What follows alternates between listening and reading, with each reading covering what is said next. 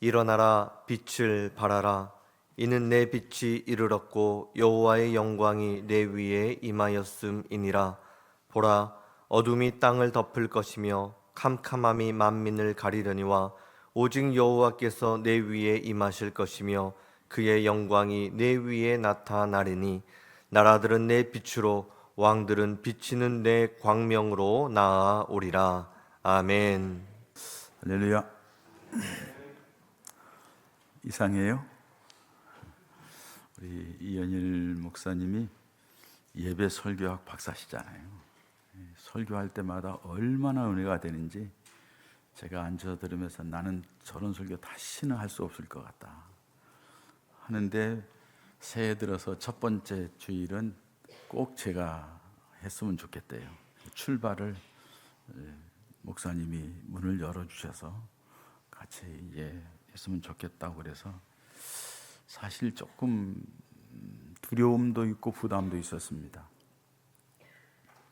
일부 예배 드리고 나니까 벌써 증상이 딱 오는데 눈이 쏟아질 것 같고 머리가 띵해서, 하여간 그래도 하나님의 말씀을 전하는 시간을 하나님께서 또 함께 하시리라 믿고 섰습니다.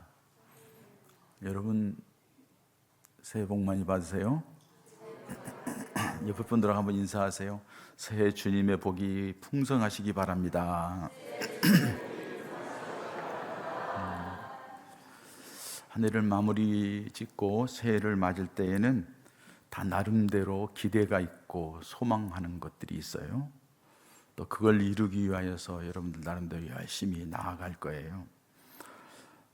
그 가지고 있는 그 기대와 꿈, 그런 희망이 있기 때문에 또 삶의 가치를 느끼고 또 그것 때문에 원동력이 되어서 열심히 살아가는 줄 압니다. 여러분들이 신년 소원 예물을 드렸어요. 제가 어제 와서 처음부터 끝까지 다 보면서 기도했습니다. 하나님, 우리 교우들이 새해에 이 소원을 가지고 하나님 앞에 예물과 함께 저들의 믿음을, 마음을 드렸는데 하나님, 이 종이 읽어가면서 기도할 때 하나님께서 응답해 달라고 하면서 쭉 이렇게 쳐다봤어요. 그래서 이분들이 이런 소원을 가지고 있구나, 이분들이 이런 기대가 있구나, 이런 치유 회복이 있구나, 이런 구원의 은혜를 바라는구나 하는 여러 가지 것들을 볼 수가 있었습니다. 이제 그 기도 제목은 이제 제가 이 목사님께 드릴 거예요. 이 목사님이 1년 동안 그 기도 제목을 가지고서 아마 기도하실 겁니다. 기도 많이 하시는 분이니까 그 기도대로 여러분들에게 이루어지기를 축복합니다. 그런데 여러분, 우리들이 신앙생활이, 우리들이 육신적인 필요, 소원하는 것, 때로는 건강, 물질, 자녀들의 앞길, 때로는 사업, 직장, 나름대로 가지고 있는 꿈을 이루기 위하여서 내가 예수님 믿고 교회 가서 예배하고 그리고 교회 봉사하고 그렇게 믿음 생활한다 하면은 여러분들은 실패한 신앙인입니다. 그건 실패한 신앙인이에요. 마지막에 주님 앞에 섰을 때에 너 뭐 하다 왔어? 하면은 주님 앞에 할 말이 없을 거예요. 그거는 우상을 섬기는 다른 종교들에게서는 하는 일이에요. 왜냐하면 하나님께서는, 여러분 창세기로 돌아가 보세요. 사람 아담과 하와를 만들기 전에 이 세상 모든 것을 다 만들어 놓으셨어요. 그리고 그 중에서도 제일 좋은 자리, 노른자위와 같은 아주 풍성하고 조금도 부족함이 없는 에덴이라는 동산을 만들어 놓고 거기에다가 아담과 하와를 살게 했어요. 무슨 의미죠? 하나님은 사람들의 필요를 다 아시고 언제든지 풍성하게 채워주시기를 원하신 분이라는 거예요. 할렐루야. 하나님은 여러분들의 머리털까지 세심받으신 분이에요. 여러분들이 형편처지 다 아셔요. 우리나라의 이런 모습 다 아셔요. 다 보고 계셔요. 여러분들이 삶 가운데 있는 여러 가지 힘들고 어려운 상황 주님이 다 보고 알고 계셔요. 그리고 보고 알고 계시는 것만이 아니라 그 문제를 해결해 주시기를 원하셔요. 그 문제를 통하여서 여러분들이 큰 은혜와 복을 받기를 원하셔요. 그런데 하나님은 이미 다 준비해 놨는데 그 통로가 열리지를 않아요. 하나님과의 관계 회복이 돼야 된다는 거죠. 하나님께서는 뭐라고 말씀하시느냐? 먼저 그 나라와 그 의를 구하라. 그리하면 이 모든 것을 너희에게 더하시리라. 마태복음 6장 33절에 그렇게 말씀을 하셔요. 무엇을 먹을까? 무엇을 마실까? 무엇을 입을까? 이거 다 이방 사람들 원하는 게 아니요. 우리도 원하는 거예요. 근데 하나님은 우리에게 있어야 될 걸 다 아신대요. 그러면서 뭐라고 하느냐? 먼저 그 나라와 그 의를 구하면 그걸 더해 주겠다 이렇게 말씀하시는 거예요. 그런데 우리들이 육신적인 욕망을 채우려고 막 이리 뛰고 저리 뛰고 그것 가지고 기도하고 그것 가지고 하나님 앞에 믿음 생활한다고 하는데 하나님께서 보실 때에는 그게 먼저가 아니거든요. 그러니까는 가만히 지켜보시는 거예요. 먼저 내게 너희들이 와서 뚫어야 될 게 있다는 거죠. 하나님과의 관계 회복이 돼야 될 게 있다는 거죠. 그렇지 않으면은 그게 이루어지지 않는다는 거예요. 여러분들이 여러 가지 힘들고 어려운 상황이 계속된다 하면은 다시 한번 여러분들 스스로의 신앙을 점검하는 시간 되시기를 축복합니다. 하나님께서 사람을 만드실 때, 누구를 부르실 때에는 하나님의 계획과 뜻이 있어요. 그 계획과 뜻을 이루는 사람, 밝히 보고 아는 사람에게는 하나님이 놀라운 은혜와 복을 주셨어요. 그들이 가지고 있는 모든 문제를 다 해결해 주셨어요. 그들의 삶을 하나님이 책임져 주셨어요. 하나님이 아담을 만드실 때에도 하나님의 뜻이 있었어요. 아담 옆에 하와를 만들 때에도 하나님의 계획이 있었어요. 하나님이 노아에게 방주를 지으려고 할 때도 하나님의 계획하는 바가 있었다는 거예요. 아브라함을 부를 때에도, 다윗을 세울 때에도, 아니 그 전에 모세와 여호수아를 세울 때에도, 예수님이 이 땅에 오셔서 제자를 부르실 때도 마찬가지예요. 그 사람들이 그 부르심에 합당하게 행할 때마다 하나님께서 그들에게 놀라운 은혜를 베풀어 줬어요. 교회도 마찬가지입니다. 우리들도 마찬가지입니다. 믿음 생활을 하나님 영광, 하나님의 뜻, 하나님이 기뻐하는 일, 그 일을 위하여 나아가는 사람에게는 반드시 그 사람뿐만 아니라 그 자손 대대로 축복하시는 것이 교회사에, 성경뿐만 아니라 교회사에 나타난 분명한 사실입니다. 우리 교회도 그런 믿음의 가문들이 있기를 축복합니다. 여러분들이 그런 믿음의 가문을 세워서 우리 자녀들이 그 믿음을 보고 성장해서 그 믿음 가운데에 대를 이어서 큰 은혜와 하나님의 역사를 증거하는 역사가 있기를 축원합니다. 그 중에 하나가 하나님께서 우리를 부르셔서 우리에게 기대하고 있는 그 중에 하나가 뭐냐? 일어나 빛을 발하라는 거예요. 빛을 발하는 게 하나님의 뜻하는 거 여러 가지가 있을 거예요, 성경에. 그런데 그 여러 가지가 있지만 그것을 하나로 묶어서 얘기한다 하면은 너 일어나 빛을 발하라 이렇게 말씀하시는 거죠. 일어나 빛을 발하라는 말씀은 사실상 이스라엘 백성들이 현 상황이 녹록지 않습니다. 영적으로도 많이 퇴색되어 있고요, 하나님과의 관계가 많이 멀어져 있고요, 상황도 정치적인 상황, 경제적인 상황, 국가적인 상황도 포로가 된 상태에 있어서 지금 여러 가지로 힘들고 어려운 상황에 있습니다. 시대적으로 암울했기 때문에 오늘 2절 말씀을 보세요. 보라, 어두움이 땅을 덮을 것이며 캄캄함이 만문을 가리려니와 이렇게 말씀을 하세요. 어두움이 땅을 덮었고 캄캄함이 만문을 가렸어요. 점점 칠흑같이 어두운 가운데, 너희들도 마찬가지로 어두운 가운데 우리도 있다는 거, 이스라엘 백성들도. 그런데 기억하라, 너희들은 내가 빛을 비춰줄 거야. 아니, 너희에게는 이미 내 빛이 임하였어. 그리고 내 영광이 너희에게 임하였으니 그걸 통하여서 빛을 발하라는 거예요. 빛을 발하라는 것은 뭘 발하라는 거예요? 하나님을 드러내라는 거죠. 하나님의 살아계심, 하나님의 역사하심, 하나님의 은혜를 베풀어 주신 것, 하나님의 축복하신 것, 이런 것들을 보여지게 하라는 거예요. 드러나게 하라는 거예요. 이게 바로 너희의 의무이다, 이렇게 말씀하고 있는 겁니다. 왜? 내가 너에게 빛을 주었기 때문에. 그 여러분, 어떤 빛을 우리에게 비춰주셨나요? 어떤 빛을 발하라고 말씀하나요? 빛에는 다양한 그 요소가 있죠. 뭐 요새 빛죽지 않은 데가 많더라고요. 청계천에도 있고 옆에 부천에도 있고, 얼마 전에 우리 애한테 전화를 했더니 지금 밤중에 어디 가는 거야? 차 소리가 들리기에. 그랬더니 빛축제 하는 데 가요 그러더라고요. 애들 데리고. 한평에도 빛축제가 있나 봐요. 나름대로 여러분, 그 빛축제를 왜 하죠? 아름다우니까, 멋있으니까. 가서 보면 휘황찬란하잖아요. 감탄이 저절로 나잖아요. 그런 빛을 통하여서 눈에 보이는 가시적인 단순한 그런 빛도 있지만은 때로는 힘을 주고 변화를 가져오는 빛도 있어요. 태양빛이라든지 원자로라든지, 또 자발적으로 비치는 빛이 있는가 하면 인위적으로 만들어서 비치는 빛도 있고요. 또 한편은 반사해서 비치는 빛도 있어요.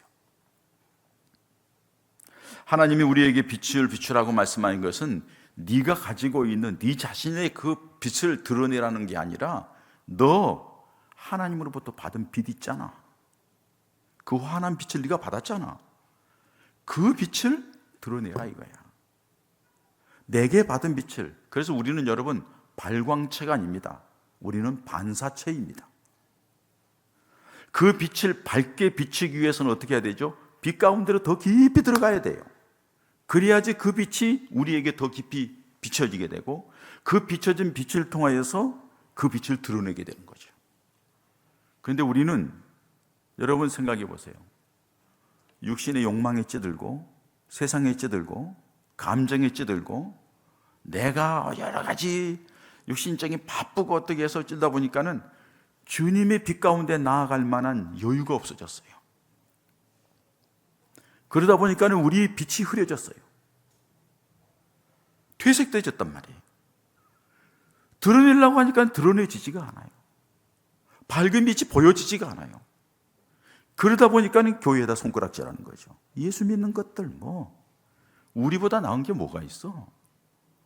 저 인간들 지네들끼리만 어쩌고 저쩌고 비판의 대상이 되고 손가락질 받는 대상이 되어버리고 말았어요. 어두움에 있는 사람이 빛인 우리들에게 손가락질한단 말이에요. 도리어 빛인 우리가 빛을 비춰서 어두운 사람이 부끄러움을 당해야 되는데, 그 어두움 가운데 있는 사람들이 창피해서 이거 안 되겠다고 생각해야 되는데, 그들이 우리를 향해서 손가락질하는 거예요. 왜요? 빛을 잃어버렸어요.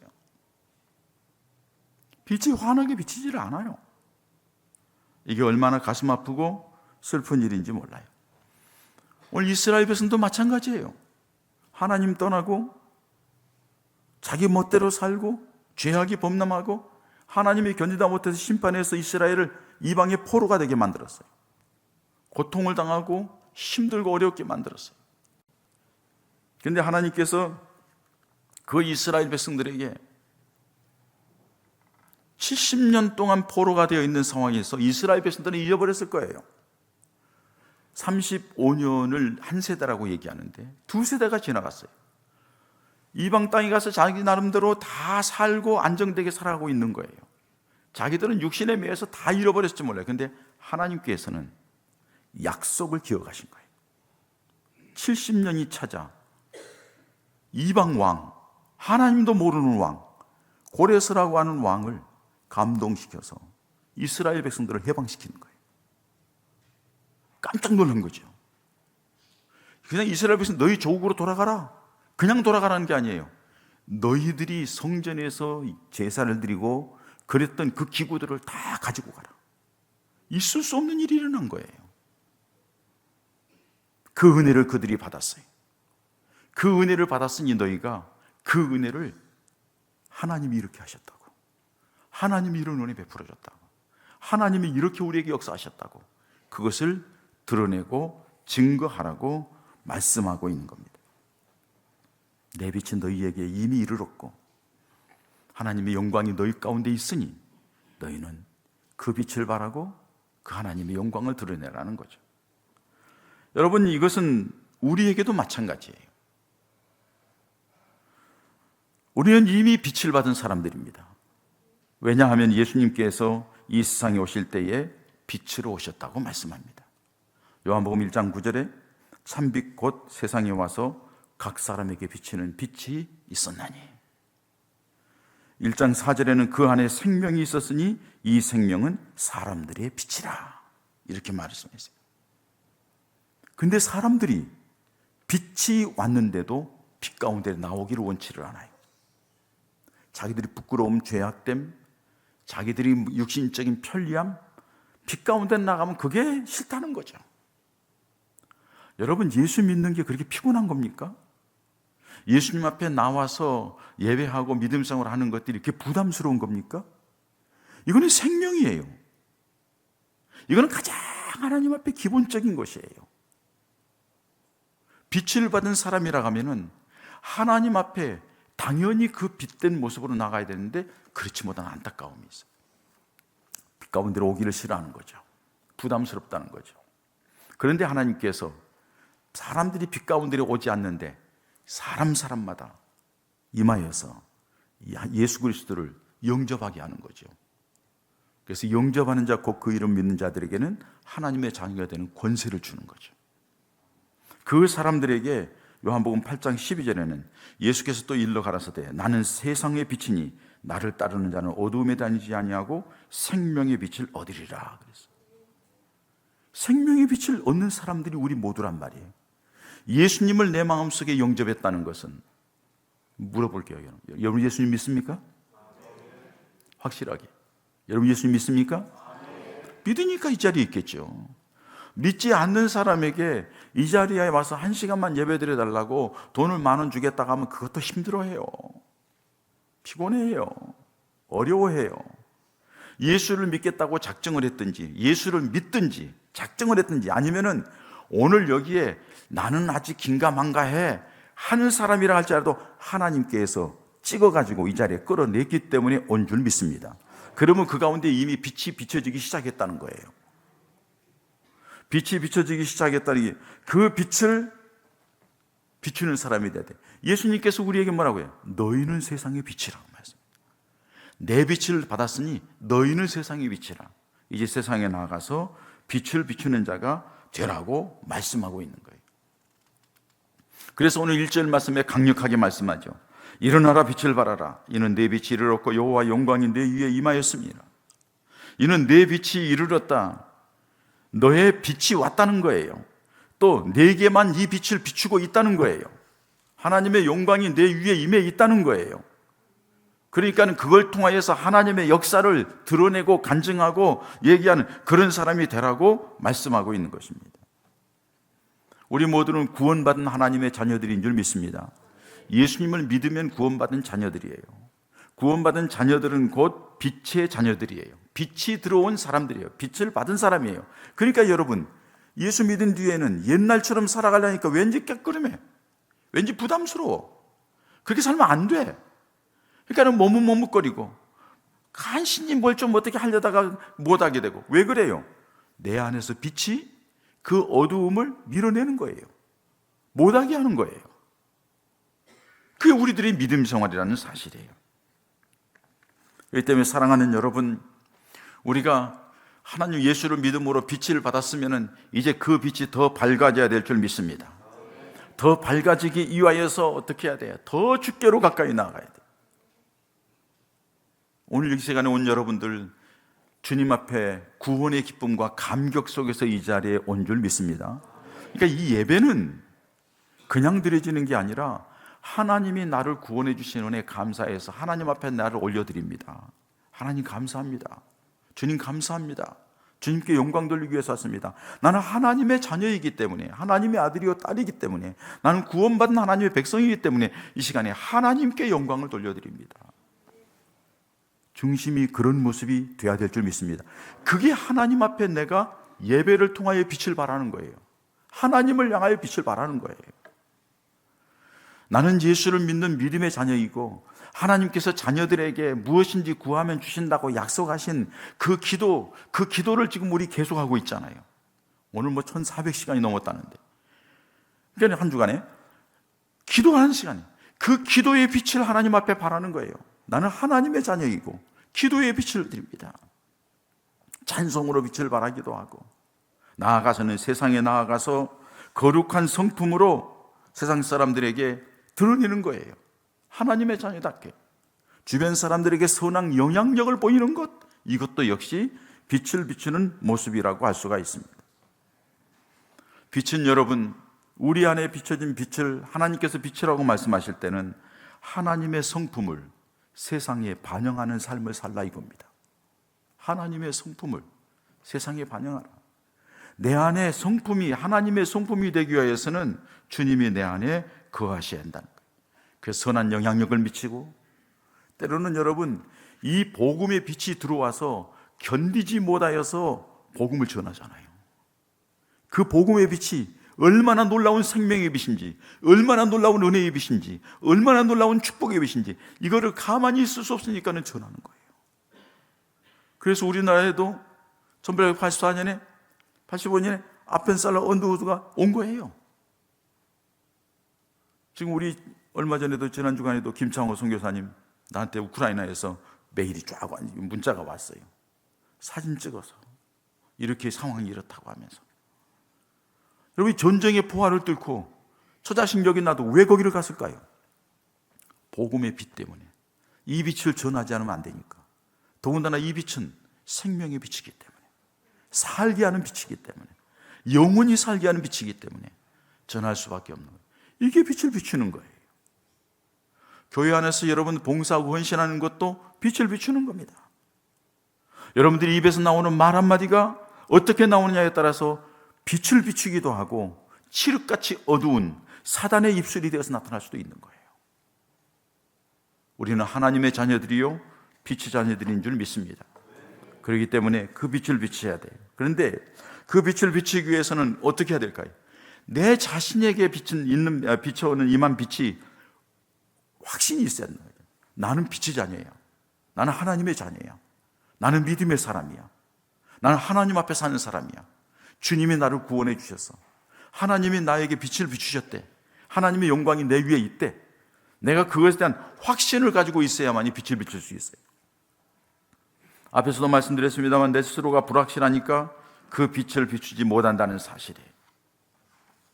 여러분, 이 여호와의 영광, 하나님의 성령의 임재, 주님이 나를 구원해 주신 그 감격, 그런 것이 없으면 빛을 비출 수가 없어요. 얘기할 수가 없어요. 내가 주님을 만난 체험이 없는데. 제가 이 말씀을 준비하다가 나에게 베풀어 주신 하나님의 은혜의 빛에 대해서 제가 3가지를 생각했습니다. 내 평생에 그렇게 내 스스로가 내가 아닌 나를 내가 느껴본 적이 없어요. 일생에 3번입니다.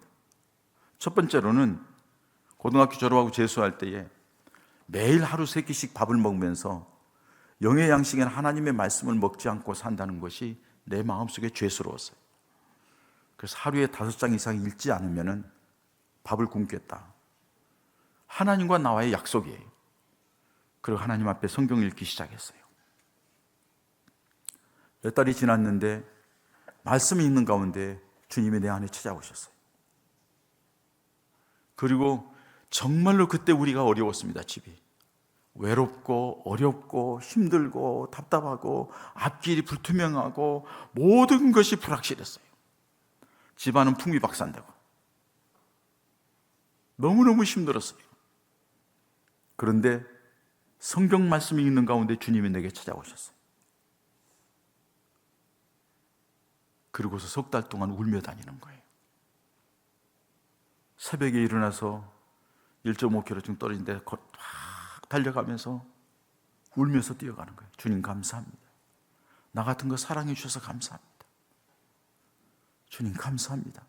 새벽 예배 가서 펑 주님 앞에 기도하고 울면서 하소연할 때가 주님밖에 없어요. 주님이 내 안에 오시어서 나를 위로해 주시고 나에게 소망을 주시고 기쁨을 주시고 나를 인정해 주시고 나를 책임져 주신다는 그 말씀을 통한 확신이 온 뒤부터 얼마나 감사하고 감격한지.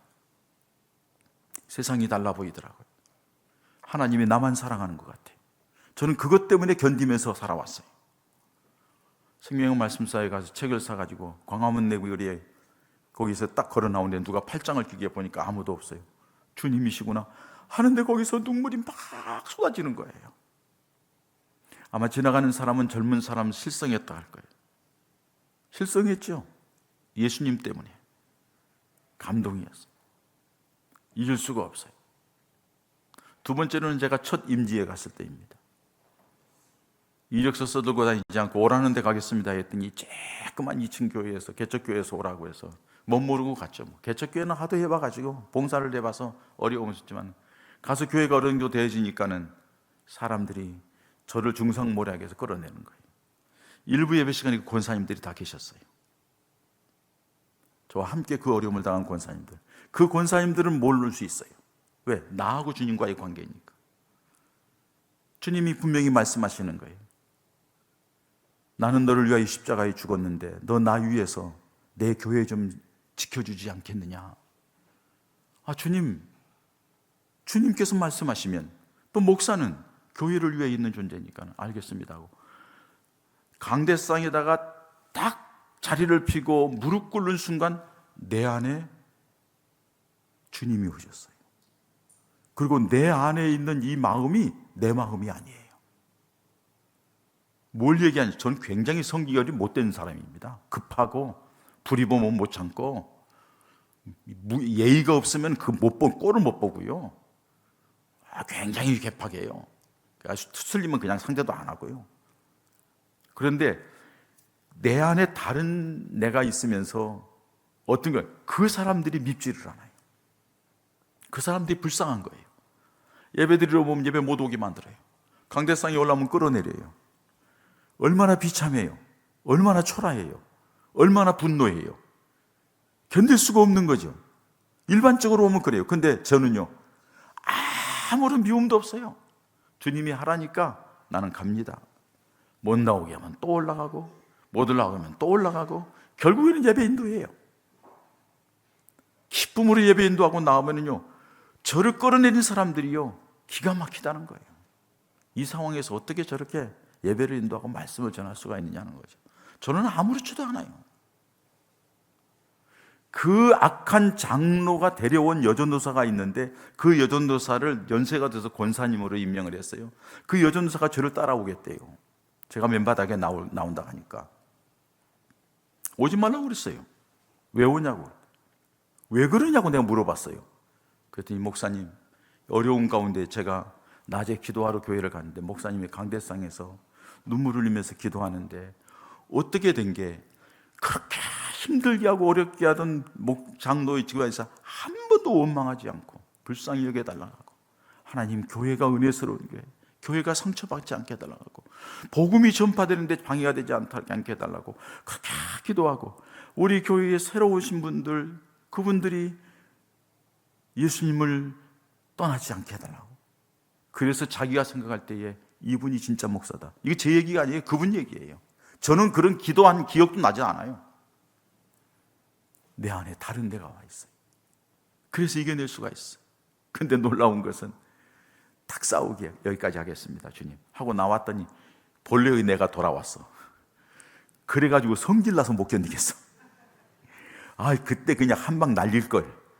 옆차기로 차면 저기 가서 깨구리처럼 뻗을 건데, 아이고, 내가 돌아왔어. 그걸 보면서 주님이 임하시면. 세 번째는 뇌종양 때문에 쓰러져서 병원에 입원해서 이틀째 되는 날 말씀드렸잖아요. 밤새도록 주님을 만났어요.